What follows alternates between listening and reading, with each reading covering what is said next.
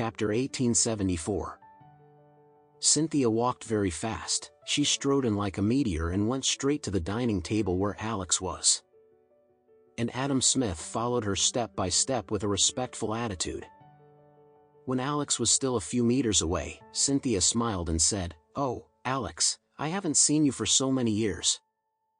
And you have grown into a handsome young man." Alex looked at Cynthia and found some childhood memories on her face. So he laughed and said, "I will be 27 years old soon, and I am not a big or small guy anymore." Cynthia looked very intimate and said with a smile, "Oh, you look so much like your dad. It's like a mold." Alex nodded and smiled. Compared with the previous years, Auntie seems to have not changed much. Cynthia laughed and said, "A dozen or 20 years have passed in a blink of an eye, and I am almost 50 years old. How could I be the same as before?" At this time, Adam Smith had already taken Cynthia's seat away carefully. When Cynthia sat down, she glanced at Alex's side and saw that Alex had always been sitting on the chair, but he hadn't stood up before she took a seat. She couldn't help feeling a little dissatisfied. According to the rules, the younger generation at the dinner table should stand up and wait respectfully when the elders arrive. If the elders speak, the younger ones must bend over and lower their heads to listen carefully. If the elder is seated, the younger must wait until the elder is seated, and when the elder indicates, only then can he sit.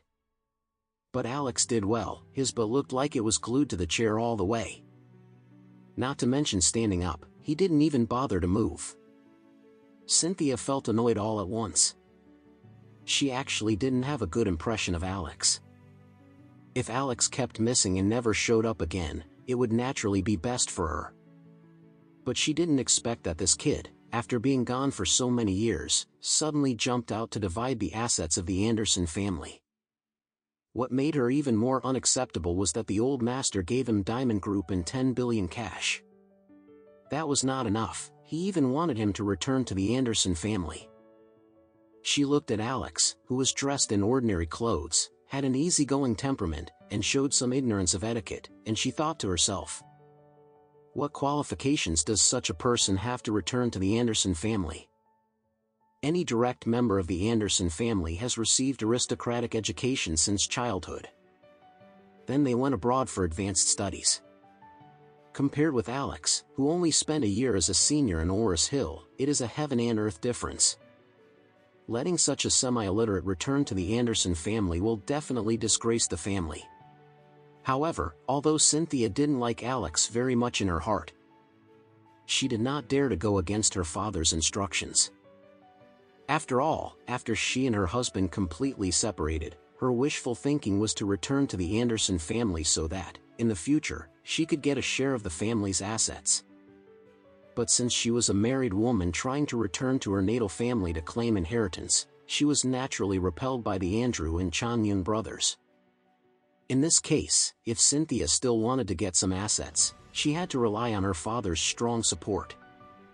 Therefore, although she usually had eyes above her head, showed contempt for others, and no one dared contradict her in the Anderson family, she did not dare to disobey the old master.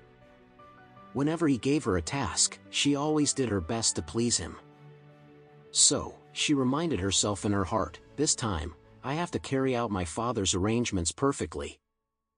Let's not say I can persuade Alex to return to the Anderson family, at least I have to get him to agree to return for the Lunar New Year and spend it with the old master.